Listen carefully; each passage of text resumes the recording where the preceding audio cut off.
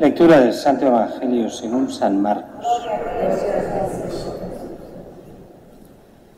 En aquel tiempo dijo Jesús a sus discípulos: en aquellos días, después de la gran angustia, el sol se oscurecerá, la luna no dará su resplendor, las estrellas caerán del cielo, los astros se tambalearán. Entonces verán venir al Hijo del Hombre sobre las nubes con gran poder y gloria. Enviará a los ángeles y reunirá a sus elegidos de los cuatro vientos, desde el extremo de la tierra hasta el extremo del cielo. Aprended de esta parábola de la higuera. Cuando las ramas se ponen tiernas y brotan las yemas, deducís que el verano está cerca. Pues cuando veáis que esto sucede, sabed que Él está cerca, a la puerta. En verdad os digo, no pasará esta generación sin que todo suceda. El cielo y la tierra pasarán, pero mis palabras no pasarán. En cuanto al día y la hora, nadie la conoce, ni los ángeles del cielo ni el Hijo, solo el Padre. Palabra del Señor.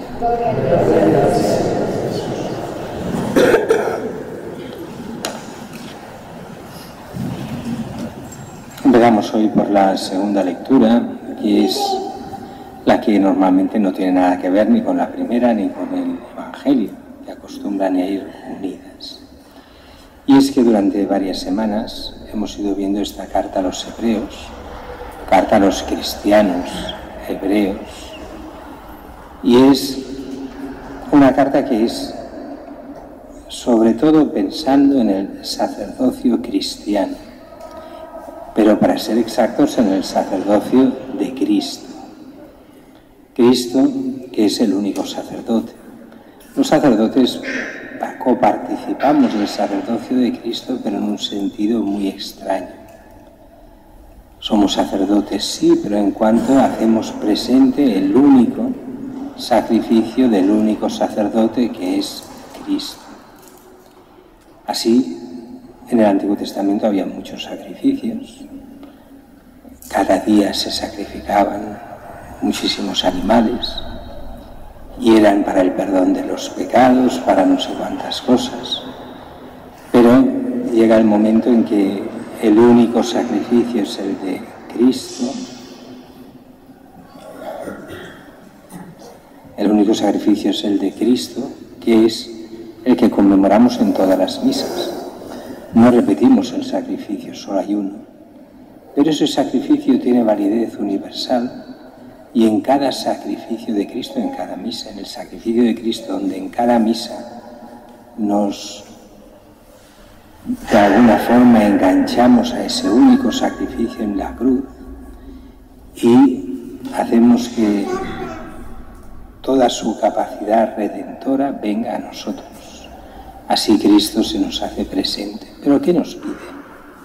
Nos pide que nosotros, cada cristiano, se asocie al sacrificio. ¿Cómo se asocia un cristiano al sacrificio de Cristo para que tenga valor redentor? Pues cumpliendo aquello que prometió en el bautismo, renunciando de verdad al mal, al pecado y al diablo. Si no hay esa renuncia a los pecados, de nada sirve la misa. Y no se puede comulgar y no se puede vivir en cristiano si se convive con el pecado. Y se proclama la fe y se vive desde la fe. Entonces todo tiene sentido y Cristo viene a nosotros, si no, es como una tomadura de pelo de cara a Dios. Con la primera lectura y el Evangelio nos hablan del final de los tiempos. El final de los tiempos y la resurrección de los muertos. Ya sale en la primera lectura el libro de Daniel. Aquí hay un problema grave en muchos cristianos modernos, que si preguntásemos, ¿tú crees en la resurrección de los muertos? ¡Ay, resurrección! ¡Qué cosa más rara! No, nosotros creemos en otra vida, sí, pero eso de resucitar, no. Pues nosotros tenemos el credo pintado por toda la Iglesia, y en ella sale la resurrección. resurrección de los muertos, creemos en la vida eterna, la resurrección de los muertos, la resurrección de la carne. No solo vida eterna, sino resurrección de los muertos. Por eso tiene sentido que María está en el cielo en cuerpo y alma, porque un día hemos de estarlo nosotros en cuerpo y alma al final de los tiempos, cuando vuelva Cristo y resuciten los muertos. Es cierto que Dios nos da esa alma inmortal y los santos ya están en el cielo con el alma, pero les falta el cuerpo.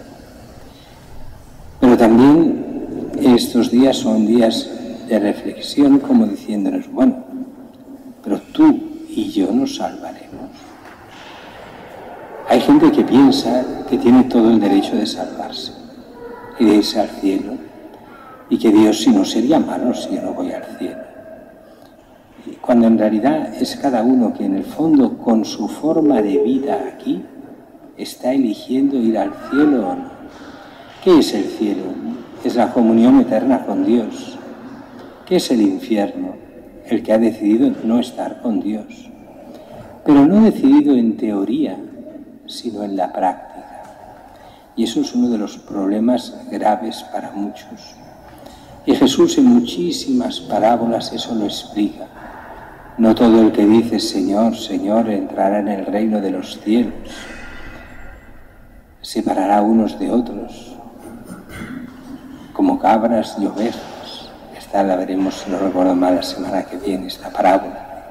Pero tantas otras parábolas en las que se dice, pero Señor, si estábamos contigo, como diciendo, pero si íbamos a misa, pero si yo estoy bautizado y estoy confirmado, e incluso soy sacerdote tuyo, lejos de mí, tú que obras el mal. El que obra el mal no tiene posibilidad de salvación, excepto que se convierta, claro, que cambie de vida, entonces sí. Pero esa mentalidad de que yo con que soy bueno yo me salvo, yo con que soy bueno, la mentalidad yo con que porque soy yo bueno, esa es diabólica, no es de Dios. Cuando uno se cree bueno, mal vamos. Y especialmente porque todos los santos, todos, sin ninguna excepción, se han considerado siempre pecadores.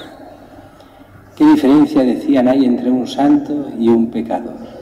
Que el pecador no reconoce su pecado y se cree bueno, y el santo sabe cuáles son sus pecados, pide perdón, se arrepiente y pide a Dios que le ayude a no repetirlos. Pero el santo se sabe pecador, el pecador se cree bueno. Ese es el gran problema. Por eso, muchas parábolas y muchos textos de Jesús dicen, necesitan el médico no los sanos, sino los enfermos. Y ese era uno de los grandes problemas del mundo judío. Muchos judíos, muchos fariseos, muchos publicanos, muchos sacerdotes del Antiguo Testamento no se podían salvar porque se creían buenos. Ahí estaba el problema. Jesús venía a salvarlos, a darles la salvación, pero ellos ¿para qué iban a necesitar a Jesús si ellos ya son buenos de por sí? Como aquel famoso fariseo, te doy gracias, Señor, porque no soy como estos, yo soy bueno. Yo doy el diezmo, yo hago cosas buenas, no como ese desgraciado de ahí detrás. Y el desgraciado iba pidiendo perdón a Dios de sus pecados. Y Jesús mismo dirá, el que pedía perdón era el que se salva. Y aquel que va de perdonavidas y se cree bueno ante Dios, no se justifica.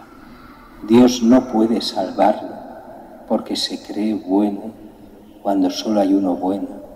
Es aquello que le dicen a Jesús, Maestro bueno, ¿qué tengo que hacer para llegar a la vida eterna? Y responde a Jesús, ¿por qué me llamas bueno?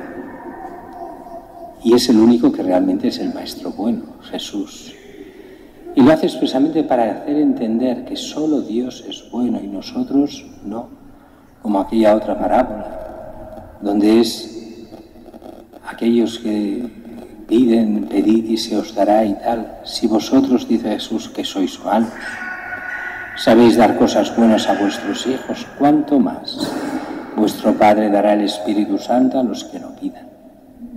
Y aquí sí, el Señor quiere que se lo pidamos, para que nos demos cuenta del hambre que tenemos o hemos de tener, hambre de Cristo, hambre del bien, hambre del perdón, hambre de vivir en cristianos, de ser de Cristo, y siendo realmente de Cristo, entraremos en la vida eterna.